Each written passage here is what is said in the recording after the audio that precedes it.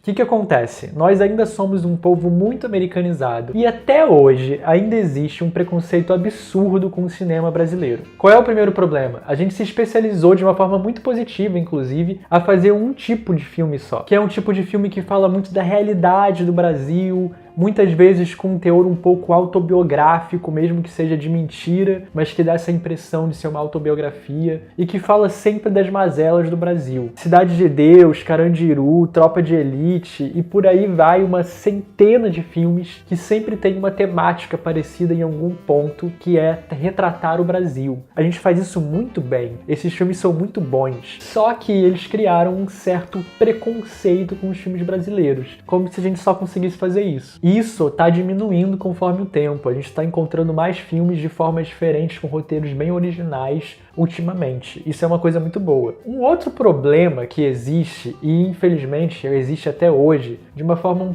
pouco menos abrangente, mas ainda existe, é um monopólio no cinema brasileiro. Infelizmente, hoje em dia, uma realidade é que se você tem um filme para ser distribuído no Brasil, você vai ter que fazer um pacto do mal com a Globo. Ou você já fez o filme através da Globo, ou você vende o seu filme a preço de banana para a Globo exibir, e às vezes você inclusive tem que pagar e não vender o seu filme. Isso é muito ruim e é um problema porque no final das contas o seu filme ele acaba entrando num formato que a Globo quer. E aí a gente volta ao problema de ter um filme tradicional brasileiro que já é conhecido num formato conhecido, porque a Globo é um monopólio, ela manda e constrói o seu filme basicamente. Se você tenta fazer de uma forma independente, sem a Globo, você basicamente não vai conseguir distribuir o seu filme, ninguém vai conhecer ele. Existem raríssimos casos onde os filmes eles conseguiram vencer a Globo de uma certa forma, digamos assim. Só que isso são exceções, infelizmente. Embora isso esteja mudando lentamente, ainda é um problema real esse lance do monopólio da Globo no cinema brasileiro. Bem, dadas as devidas explicações de como eu enxergo o cinema brasileiro, não estou falando nenhuma verdade, eu posso estar completamente enganado também, eu tentei fazer uma vasta seleção de filmes que eu acho que valem muito a pena assistir.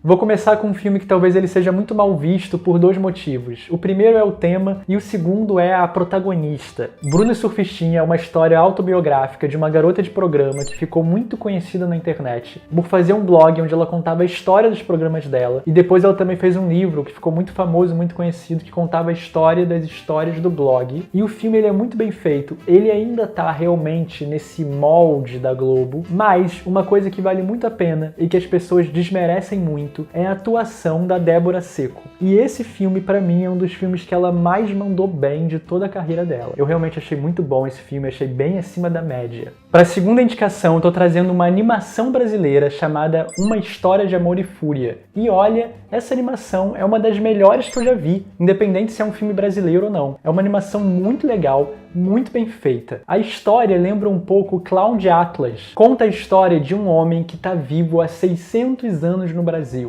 Esse moço, ele passa por momentos marcantes da história do país, desde os conflitos indígenas na época da chegada dos europeus, passando pela balaiada no Maranhão, pela ditadura militar e a guerra pela água num futuro não tão distante, em 2096. E aí, em todos esses momentos, ele reencontra uma mesma pessoa que é como se fosse a alma gêmea dele. Não é nem só uma animação brasileira, é uma animação brasileira com um gênero de ficção científica. Então é algo bem diferente. Bem, agora eu vou dar uma volta rapidinha no que pra mim são 3 clássicos de filmes brasileiros que são muito engraçados, que valem muito a pena ver. O primeiro deles é O Cheiro do Ralo, com Selton Mello. Na época que ele foi lançado, ele até fez um sucesso considerável, levando em conta que ele é um filme independente, mas ainda assim pouquíssimas pessoas têm acesso a esse filme. Quase tudo que eu já vi do Selton Mello eu gosto, mas pra mim a obra-prima dele é O Cheiro do Ralo. Conta a história de um moço chamado Lourenço, onde ele tem uma loja que compra objetos e produtos usados das outras pessoas. E ao mesmo tempo, o Lourenço ele começa a ficar muito incomodado com o cheiro do ralo dele. E aí ele começa a enlouquecer com esse cheiro do ralo, ele acha que o cheiro é o cheiro do inferno. É um filme muito maneiro, muito surreal, com um humor bem ácido. Pra mim é, sem sombra de dúvidas, um dos melhores filmes de comédia brasileiro. O segundo clássico brasileiro que eu acho muito engraçado, que tem um humor extremamente ácido e que inclusive eu acho que é o filme que mais se aproxima do universo do Jean-Pierre. Jean-Pierre, o moço que criou Amélie Poulain e outros filmes com esse universo bem específico. Veja bem, eu acho que se aproxima, não acho parecido. O filme é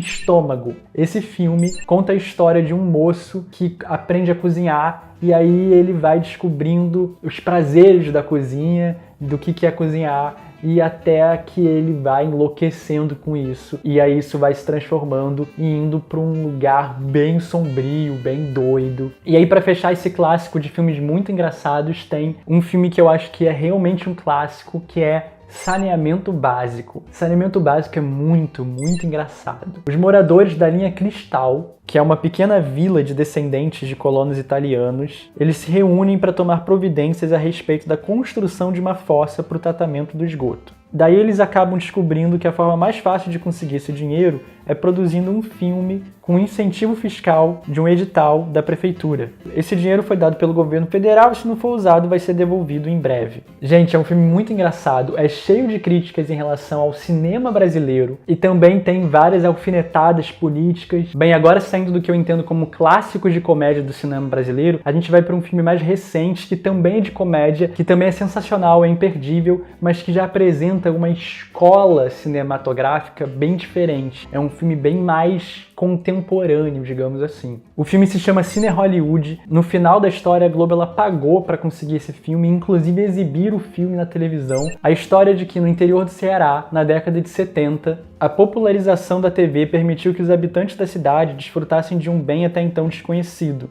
Porém, o televisor ele afastou as pessoas dos cinemas. É aí que Francis Gleeson entra em ação. Ele é o proprietário do Cine Hollywood, um pequeno cinema da cidade que terá a difícil missão de se manter vivo competindo com a televisão na casa das pessoas. Uma coisa muito legal desse filme é que ele é bem regional. Para vocês terem noção, o filme ele tem legenda, porque o diálogo do filme é bem cearês. Então tem muita coisa que pessoas de outros estados não entendem mesmo. Ele tem uma proposta bem original, bem diferente desse estigma, dessa bolha que se fez do cinema brasileiro. E indico assim de olhos fechados. Então, eu vou selecionar para fechar essa lista o Hoje Eu Quero Voltar Sozinho. Esse filme, da lista inteira que eu dei, talvez ele seja o filme mais amador de todos. Isso de longe é um problema, tá, gente? Isso quer dizer apenas que ele é um filme independente e que ele se sobressaiu em relação a vários filmes independentes. Então quer dizer que ele é um filme muito bom. Mas você realmente percebe algumas questões técnicas, seja de filmagem, seja de atuação,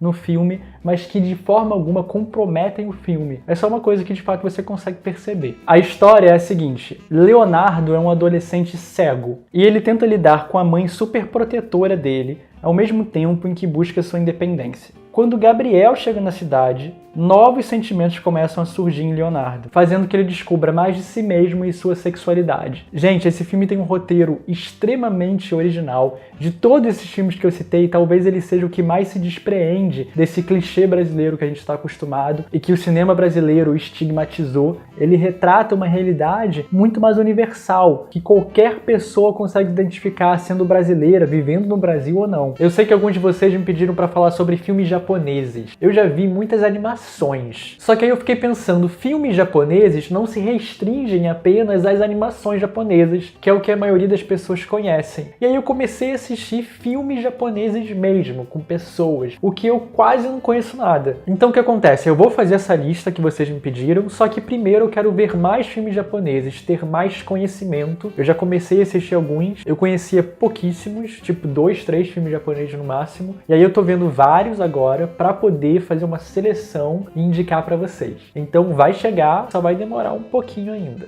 E eu acho que é isso. Bom descanso, bom final de semana e boa diversão consumindo as coisas que eu indiquei para vocês. Um beijo e até a próxima!